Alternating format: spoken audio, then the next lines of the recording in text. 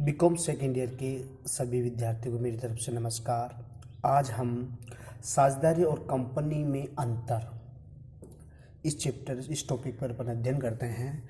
और तो सबसे पहले अपन दोनों में साझेदारी में और कंपनी में अंतर का आधार है ना। तो सबसे पहले अधिनियम की बात करते हैं। तो सबसे पहला पॉइंट अधिनियम। भारतीय साझेदारी अधिनियम 1932 में लागू हुआ और कंपनी अधिनियम 1 अप्रैल 1956 में लागू हुआ। फिर पृथक अस्तित्व है ना। तो साझेदारी के अंदर अपन मानते हैं कि साझेदारी के अंतर्गत ये जो साझेदारी के अंदर जो साझेदार होते हैं वो साझेदारों का और उस साझेदारी से अलग अस्तित्व नहीं होता है, जबकि कंपनी के अंदर कंपनी के सदस्यों का कंपनी से अपना पृथक अस्तित्व होता है। समामेलन, साझेदारी का समामेलन करवाना अनिवार्य नहीं होता है, जबकि कंपनी का समामेलन करवाना, रजिस्ट्रेशन करवाना अनिवार्य होता है।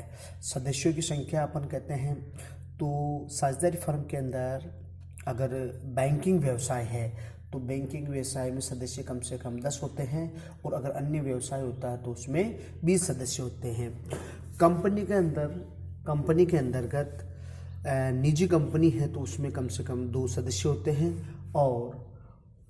और अधिकतम 50 सदस्य होते हैं। जबकि एक अगर सार्वजनिक कंपनी है तो सार्वजनिक कंपनी के अंदर कम से कम 7 सदस्य होते हैं और अधिक से की कोई सीमा तय नहीं है, यानी अधिक से अधिक हो सकते हैं, उसकी कोई सीमा तय नहीं है, कोई प्रतिबंध नहीं है।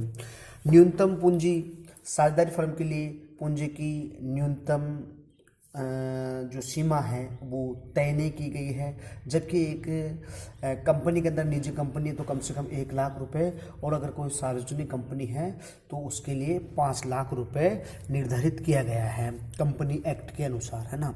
दायित्व, साझेदारी के अंतर्गत साझेदार का साझेदारी से अपना जो दायित्व होता है वो असीमित होता है, जबकि एक कंपनी के अंतर्गत जो अंशधारी होते हैं उन सभी अंशधारियों का दायित्व सीमित होता है।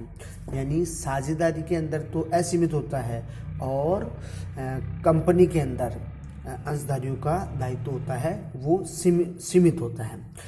अब संपत्ति पर अधिकार, साझेदारी के अंतर्गत साझेदारों का अपनी कंपनी पर अधिकार, मतलब वो फर्म पर, साझेदारी फर्म पर अपना अधिकार होता है। यानी एक साझेदारी फर्म के अंदर जो उसके साझेदार होते हैं तो उस साझेदारी पर अपना अधिकार होता है, जबकि कंपनी की संपत्ति पर कंपनी का अधिकार नहीं होता है, उसके अंशधारियों का अधिकार होता है। प्रबंध कह सकते हैं अपन। प्रबंध के अंदर अगर अपन समझना चाहते हैं तो प्रबंध के अंदर इस साझेदारी का प्रत्येक सदस्य उसका प्रबंध कर सकता है, जबकि कंपनी में क्या होता है, कंपनी में क्या सभी अंशधारी होते हैं, वो अंशधारी मिलकर संचालक बोर्ड का निर्माण करते हैं, संचालक बनाते हैं और उन संचालकों के द्वारा ही कंपनी का क्या किया जाता है, वो प्रबंध व्यवस्था की जाती है। एजेंट, साझेदार एक दूसरे के प्रति क्या हो सकते हैं, एक दूसरे के प्रति एजेंट हो सकते हैं, जबकि एक कंपनी के अंदर अंशधारी एक दूसरे के प्रति एजेंट नहीं हो सकते हैं। सीमा नियमों में परिवर्तन, है ना।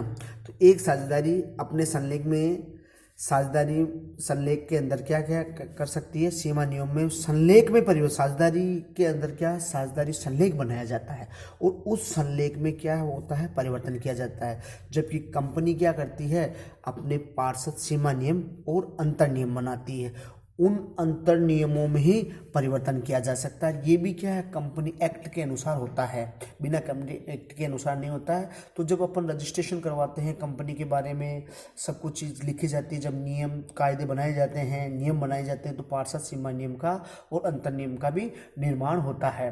फिर प्रलेख, साझेदारी के अंदर क्या होता है, साझेदारी संलेख का निर्माण किया जाता है और कंपनी के अंदर क्या होता है, पार्षद सीमा नियम और पार्षद अंतर नियमों का निर्माण किया जाता है।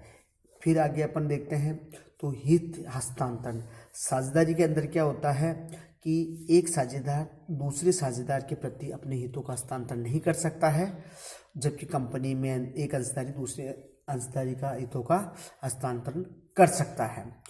अंकेक्षण और लेखे, अंकेक्षण और लेखे। तो अंकेक्षण और लेखे में इसमें क्या है कि साझेदारी फर्म के लिए ये एक अनिवार्य होता है, जबकि कंपनी में क्या होता है, कंपनी में होता है कि एक कंपनी के अंदर क्या होता है कि उसका अंकेक्षण करने के लिए साल के एंड में ऑडिटिंग होती है, और ऑडिटिंग करने के लिए क्या उसकी जांच की जाएगी कंपनी में कि कंपनी की बैलेंस शीट किस तरह से बनाए गए हैं, लाभ हानि खाते किस तरीके से बनाए गए हैं, देखते हैं कितना लाभ हुआ कितना हानि होती है, तो उसकी क्या की जाती है, जांच की जाती है। अब अनुबंध, नेक्स्ट पॉइंट है अपना अनुबंध। एक साझेदार अपने साझेदारी फर्म से अनुबंध नहीं कर सकता है। एक साझेदार साझेदारी फर्म के अंदर के जो साझेदार होते हैं वो साझेदारी से क्या नहीं कर सकते, अनुबंध नहीं कर सकते हैं, जबकि अंशधारी अपने कंपनी के साथ क्या कर सकता है, अनुबंध कर सकते हैं।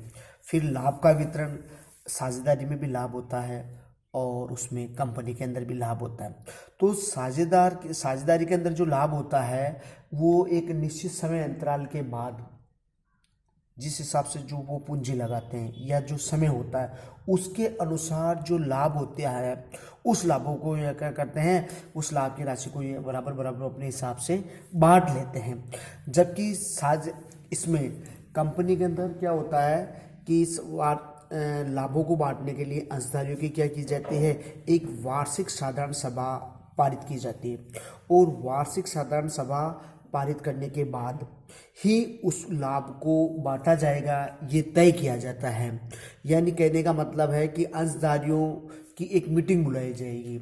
जब कंपनी में क्या होता है, लाभ होता है, तो कंपनी में लाभ होता है तो साल के एंड में सबसे पहले तो ऋण पत्रधारी होते हैं, तो उन ऋण पत्रधारियों को जो उनका ऋण लिया जाता है ऋण पत्रधारियों के द्वारा, तो उनका क्या किया जाएगा, पहले उनको भुगतान किया जाता है, उनको ब्याज दिया जाता है।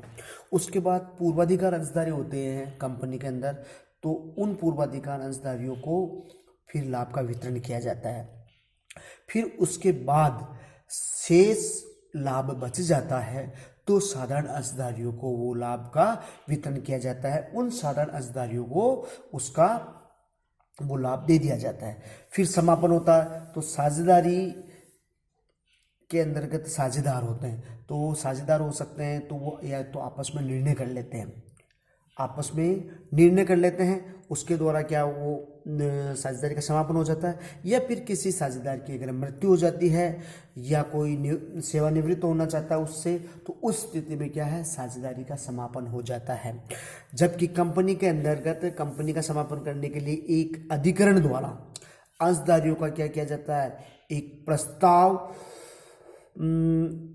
बनाया जाता है। अंशधारी होते हैं तो कंपनी का समापन करने के लिए क्या करते हैं कि कंपनी समापन का अधिकरण द्वारा अंशधारियों का प्रस्ताव किया जाएगा, और प्रस्ताव के द्वारा ही कंपनी का समापन किया जाएगा। या फिर कंपनी के अंदर क्या करते हैं कि ऋणदाता होते हैं, वो ऋणदाता जो कंपनी के अंदर पैसा लगाते हैं, फिर वो कंपनी के समापन की मांग करते हैं, और कंपनी के समापन की मांग करते हैं, तो फिर मांग करने के बाद फिर ये तय किया जाता है कि अब कंपनी का अपन को समापन किया जाए, तो इस तरीके से वो समापन हो जाता है। Okay, thank you.